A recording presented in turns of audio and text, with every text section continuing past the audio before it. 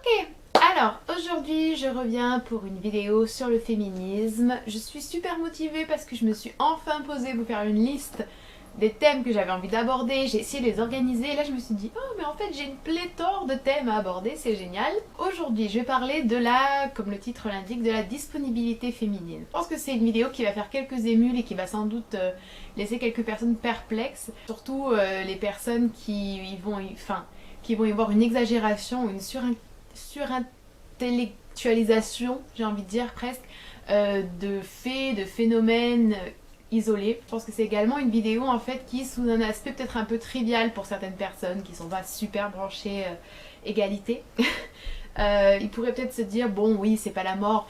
En réalité non c'est pas la mort mais ça peut des fois être la mort et je dis pas ça en tant que blague, ça peut des fois être la mort en fait.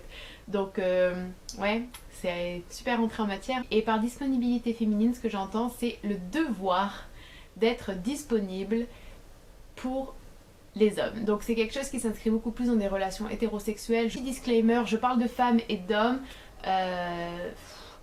Je parle pas des personnes non binaires, hein, mais je pense que c'est pas trop là le sujet.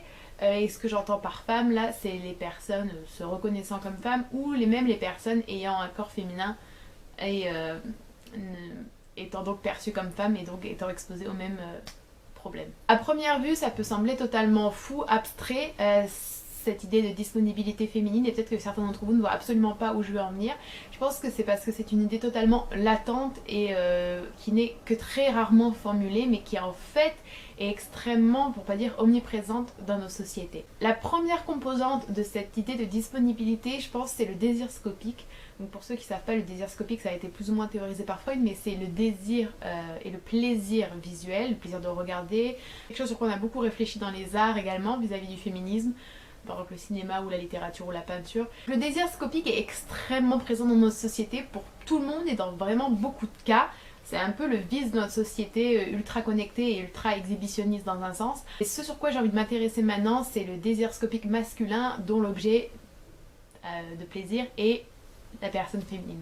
Donc déjà quand on parle d'objet, vous voyez l'orientation que ça peut avoir, mais c'est réellement le cas. Alors le désir scopique c'est quelque chose qui est assez asservissant, assez violent et totalement dominateur et qui est la plupart du temps, faut pas dire la majorité du temps, exercé par un individu masculin. Ça se manifeste par des injonctions qui sont parfois formulées, verbalisées, parfois non, mais qui sont internalisées par la plupart des personnes, du genre une femme qui se laisse aller, qu'il faut être présentable, qu'il faut faire des efforts, qu'il faut sourire, et cette espèce d'idée que la femme doit être belle, par belle j'entends sexy, mince, maquillée, coiffée, et avoir l'air jeune tout le temps. Pourquoi ? Pour répondre au plaisir visuel masculin, pour satisfaire l'envie de regarder quelque chose, et pas quelqu'un, quelque chose de beau, d'une myriade d'inconnus masculins. Deux petits points qui sont intéressants je pense à ce sujet-là. Il y a donc le harcèlement de rue qui est assez lié à tout ça. Il y a l'idée que en fait le physique d'une femme, ça c'est bon pour tout le monde mais c'est extrêmement présent chez les femmes. Le physique d'une femme indique son état d'esprit, son état même presque de santé, on va dire, mentale. Une femme qui se laisse aller, c'est forcément qu'elle a des problèmes, c'est forcément qu'elle est malheureuse. Cette idée qui est vachement présente dans les émissions de relooking par exemple. Et aussi le fait que ça indique ses capacités professionnelles et son expérience professionnelle. Alors au-delà de cette disponibilité visuelle, on va dire une disponibilité qui est beaucoup plus... bon, qui est pas... Oui, qui est plus alarmante parce qu'elle est beaucoup plus dangereuse et beaucoup plus violente, c'est la réelle disponibilité, la concrète disponibilité vis-à-vis des relations sexuelles. J'aimerais juste dire que je parle majoritairement de nos sociétés, même si le désir scopique c'est partout, mais il faut préciser que dans nos sociétés on a quand même fait quelques progrès, il y a quand même quelques lois en vigueur, donc on a une situation qui est pas super mais qui n'est pas non plus super déplorable. Faut quand même penser qu'il y a des pays du monde où la situation des femmes est vraiment désastreuse et bien pire que la nôtre. Dans ces pays-là, la disponibilité sexuelle prend une toute autre ampleur parce qu'une femme qui ne répond pas au devoir conjugal, et je vais revenir là-dessus, qu'une femme qui ne répond pas au devoir conjugal peut être répudiée et bien évidemment la honte sur la famille ça peut conduire à des crimes d'honneur, peut être battue, peut être tuée. Et il y a aussi tout simplement l'idée que si une femme ne convient pas, on peut toujours prendre une autre femme. Employer le terme qui vraiment pour moi, cristallise toute l'absurdité, mais absolue de ce mode de pensée, c'est le devoir conjugal. Le devoir conjugal, bien évidemment, ça renvoie aux relations sexuelles qu'on a avec son conjoint ou sa conjointe. Ce devoir conjugal qui est quand même majoritairement attendu de la part des femmes, pas toujours, hein, mais majoritairement attendu de la part des femmes. Je trouve que le langage est quand même effarant, étant donné que la dernière fois, enfin, depuis quand les relations sexuelles sont un devoir? En fait, mauvaise question, parce que depuis longtemps, depuis toujours presque, mais pourquoi? Enfin, cette perception du rapport sexuel comme un devoir, comme quelque chose qui est dû, comme une récompense, comme quelque chose qu'on attend et qu'on est en droit d'attendre, c'est extrêmement nocif et bon bref, ça peut sembler fou dit comme ça, mais en réalité je pense que beaucoup d'entre nous l'ont vécu ou l'ont observé chez des personnes proches, le fait qu'une femme se doit d'être toujours sexuellement disponible.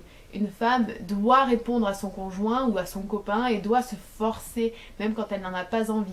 Ça, c'est vraiment des conseils qu'on trouve dans pas mal de magazines, un peu moins de nos jours, mais quand même dans pas mal de magazines ou par pas mal de soi-disant professionnels qui sont un peu plus conservateurs, où on va dire à une femme, faut se forcer, c'est pas trop grave.